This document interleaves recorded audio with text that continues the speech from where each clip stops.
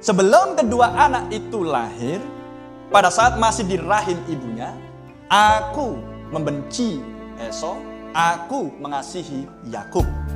Maka itu adalah berbicara predestinasi. Mutlak itu adalah misteri predestinasi. Predestinasi artinya adalah penentuan atau ditentukan.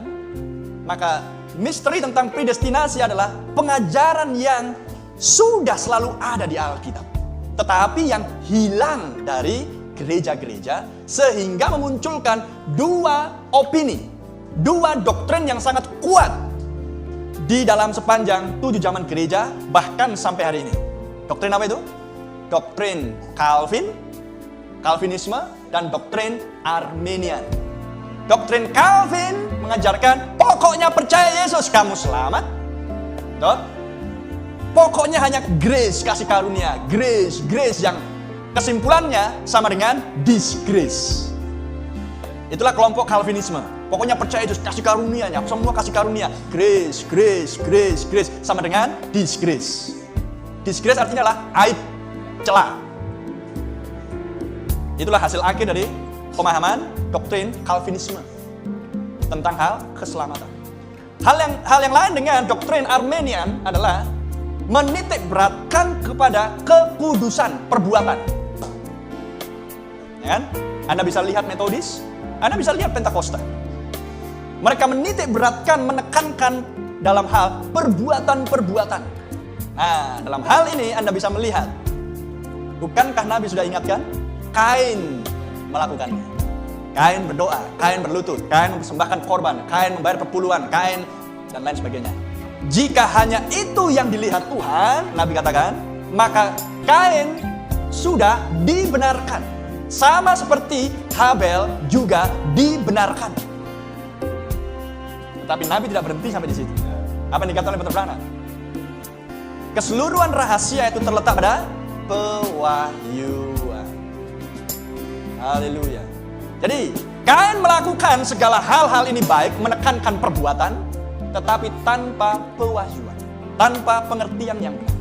Tetapi Habel mempersembahkan korban yang lebih baik, yang lebih memuaskan daripada persembahan korban Kain oleh pewahyuan. Ibrani pasal yang ke-11. Amin. Maka hal yang sama dengan nas yang disebutkan di situ. Aku membenci Esau, aku mengasihi Yakub bahkan sebelum kedua anak itu terlahir. Karena itulah berbicara tentang predestinasi. Dan predestinasi adalah sebuah misteri.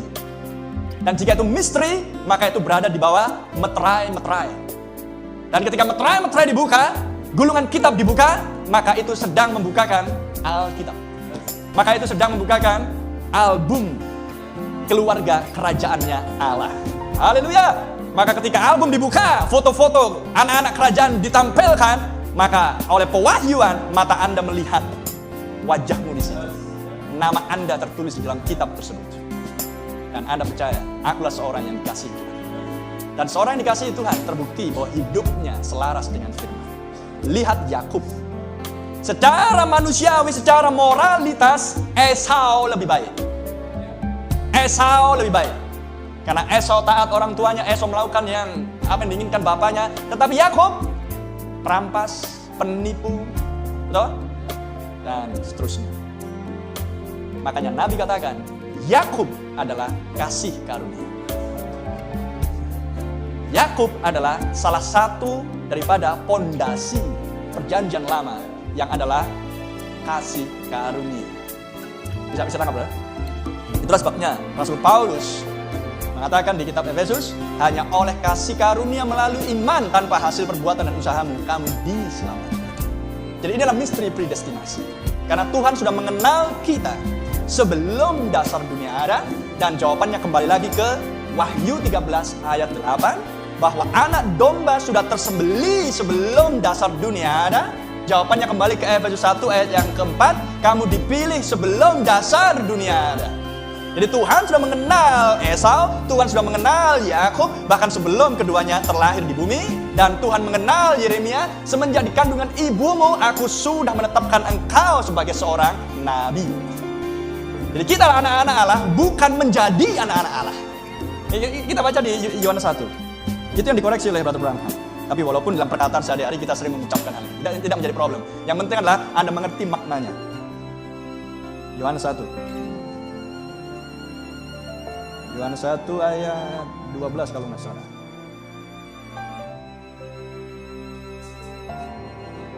Ayat 12. Tetapi semua orang yang menerimanya diberinya kuasa supaya menjadi anak-anak Allah, yaitu mereka yang percaya dalam namanya. Perkataan menjadi dikoreksi oleh Nabi dan mengatakan, Anda bukan menjadi anak-anak Allah, Anda sudah anak-anak Allah sebelum dasar dunia ada. Karena untuk menjadi anak, Anda harus gen terlebih dahulu. Amin. Sebelum Sarah menjadi anak saya pakai marga rumbayan, dia harus gen saya di buah pinggang saya. Amin. Jadi seorang anak bisa menjadi anak kalau dialah gen atau atributnya Tuhan sebelum dasar dunia ada di dalam pikiran Elohim. Haleluya. Praise the Lord. Maka hal yang sama di sini. Sama seperti Yeremia, sama seperti Yakub tadi. Itulah misteri predestinasi. Amin. Dan lihat Yakub, kapan dia berubah. Tidak lagi Yakub, tetapi Israel. Sesudah dia dilawat oleh malaikat Tuhan dan bergumul semalam-malaman. Apa itu? Wahyu 10 ayat 1-7. Meterai ke-7 datang dalam hati Anda dan Anda diubahkan. Malaikat memukul pangkal paha Yakub sehingga dia pincang untuk menunjukkan bahwa hidup Anda berubah. Amin. Karena yang dikasihi Tuhan hanyalah umat pilihan. Amin. Sehingga dia katakan di kitab Yohanes 3 ayat 16. Mari kita baca. Yohanes 3 ayat 16.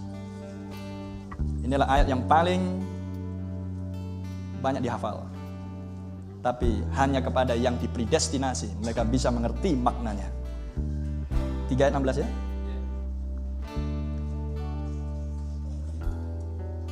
Sebab Allah begitu mengasihi dunia. Saya bacakan dalam bahasa Inggris. For God so loved the world. Sebab Allah begitu mengasihi dunia. Dan kasihnya sudah dia kerjakan sebelumnya. Lihat kata love di situ. Menunjuk kata lampau. Sudah dulu, sudah kemarin. Sehingga Anda bisa menghubungkan dengan nas yang lain. Bahkan ketika aku masih berdosa, dia sudah mengasihi aku. Roma katakan, Paulus katakan. Sebab Allah begitu mengasihi dunia sehingga dia memberikan anaknya yang tunggal. Perkataan siapa ini? Yesus Kristus sendiri kan? Yesus sendiri yang ngomong ini. Dan dia berbicara tentang dirinya sendiri. Sehingga dia memberikan anaknya yang tunggal supaya barang siapa yang percaya kepada dia tidak akan binasa tetapi memperoleh hidup yang kekal. Lantas siapa yang bisa percaya kepada dia? Hanya dia yang berasal dari dia. Haleluya. Hanya dia yang berasal dari dia yang bisa percaya kepada dia. Dia yang adalah firman. Dan siapa yang bisa percaya? Dia yang adalah bagian dari firman. Siapa dia yang bagian dari firman? Benih yang dipredestinasi. Amin. Jadi Tuhan sedang berbicara Yakub yang sudah Tuhan kenal sebelum dasar dunia ada. Dan di dalam Yakub, di balik kulit itu ada benih yang dipredestinasi. Iman hanya ada satu di dalam iman. Hanya ada satu indera. Yaitu adalah kalau tidak percaya, ya ragu-ragu. Dan siapa yang bisa percaya? Benih yang dipredestinasi. Sebab di dalam benih yang dipredestinasi, di situ ada seluruh sifat ilahi. Sehingga Anda akan memunculkan gambar Anda seperti ini. Sosok manusia yang sempurna. Di dalam Anda lah iman, di dalam Anda kebajikan, pengetahuan dan seterusnya. Bukan sesuatu yang ditambahkan kepada Anda, tapi yang dihidupkan. Sebab kenapa? Kita sedang dibawa kembali kepada gambar ilahi. Jadi di mana Anda temukan diri Anda yang sesungguhnya? Kejadian 1 ayat. Maka diciptakannya lah manusia yang segambar dengan Allah sendiri. Itulah Anda yang sesungguhnya. Haleluya. Jadi Rasul Paulus membawa kita bukan membaca huruf yang tertulis, tetapi membawa kita kepada sebuah misteri yang disingkapkan tentang siapakah diri Anda. Haleluya. Sehingga siapa yang berhak memperoleh kasih karunia? Hanya mereka yang dipredestinasi. Sehingga Petrus mengatakan, bertumbuhlah di dalam kasih karunia. Inilah Anda. Anda sedang dibawa kembali untuk menjadi gambar ilahi. Anda sedang mendengar teofanimu, sedang memanggil. Anda sedang diajar untuk menghidupkan semua yang di dalam Anda. Haleluya. Karena di dalam benih bisa dihidupkan. Non benih tidak ada yang bisa dihidupkan. Dan benih adalah seorang yang punya kemampuan ditebus. Benih adalah seorang yang bisa diajar. Non benih tidak punya kemampuan ditebus karena dia bagal, tidak bisa diajar. Amin. Domba bisa diajar. Puji nama Tuhan. Penebusan sepenuhnya